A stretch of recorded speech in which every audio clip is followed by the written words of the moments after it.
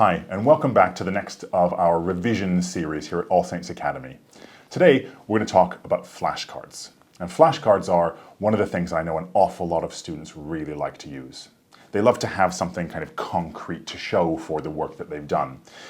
And the thing about flashcards is they can work really well, but they can also be a very ineffective way of memorizing and learning. In order for flashcards to be really effective, we need to incorporate an element of testing. So students who are just kind of using their flashcards to make revision notes onto smaller pieces of paper, that's really not very effective. I borrowed some business studies, A-level business studies flashcards from one of my students, and we're going to find out how much I really know about A-level business. It could be a scary thought. So in order to make this work really well, what I need to do is try and work really hard studying the front of the card before I look at the other side. I'm trying to actively recall that information. And the really important thing is that we remember that memory is the legacy of thought. It's the residue of thought. If we've had to think really hard about something, we're far more likely to remember it. So I'm looking really hard, I'm thinking it through, and then I'm challenging myself, testing, have I got that one right? Okay, so make sure that you incorporate an element of testing into your use of flashcards. I'm going to offer you a little tweak or a little kind of hack that's going to make your flashcards even more effective. It's called the Leitner System, and all you need for it is 3 different boxes. So we have box A, box B, and box C. And the way this works is really simple. When I'm doing my flashcards and I'm trying to challenge myself to remember them, if I do, and if I remember them perfectly, and we're going for perfect recall here, so if it's only kind of 50% or I got it mostly right, we're not counting it. Only count the ones that you're really confident about your subject knowledge with. And if I get it right, I pop them into box B. If I get them wrong, they go into box A. So let's say at the end of my revision session, I end up with a selection of cards through box A and B. Don't worry about box C, we'll come back to box C later. That's my first kind of revision session done.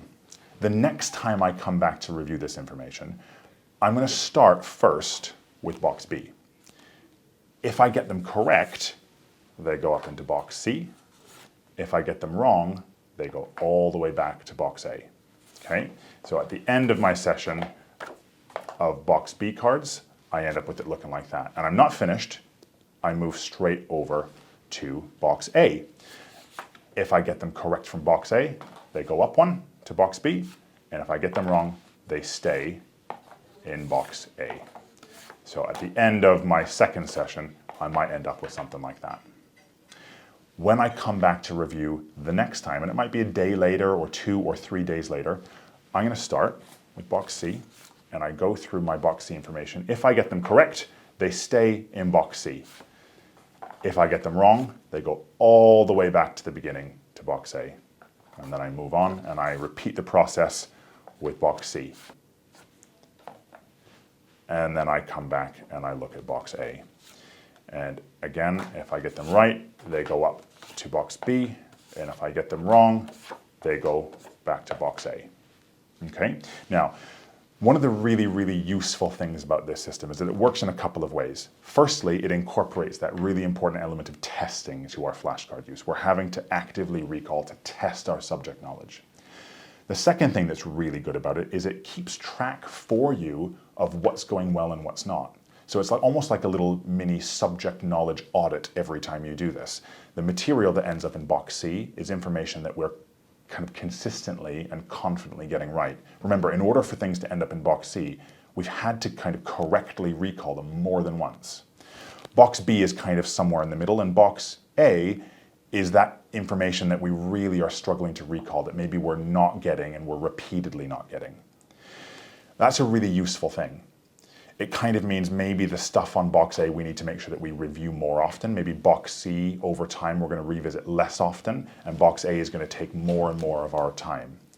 It also might be that if you find the same things are ending up in box A again and again, it might be time to go back and speak to your teacher or go back to the textbook just to make sure that you fully understand that, because sometimes a little gap in our knowledge can kind of create a little bit of a memory blank or memory gap where we're not quite sure how that information connects to the rest of the topic.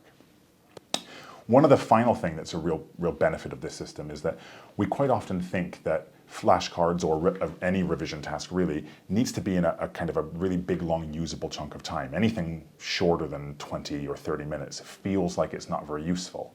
How many times have we told ourselves, "Oh, I'll just go on my phone," or "I'll just do this for a bit because I haven't got very much time. I've only got 10 minutes, or I've only got 15 minutes." One of the brilliant things about the Leitner system is that any kind of usable element of time, 5 minutes, 10 minutes, becomes a really useful thing. You could easily review one of those boxes in 5 minutes. You could easily do probably most of a set of flashcards in 10 minutes. So it becomes a really, really useful way of thinking about the revision time that we have available and planning tasks to make sure that they're really effective. I hope that the Leitner system works for you. I hope that it's a really useful tweak to how you use flashcards. Good luck with your revision, and I'll see you next time.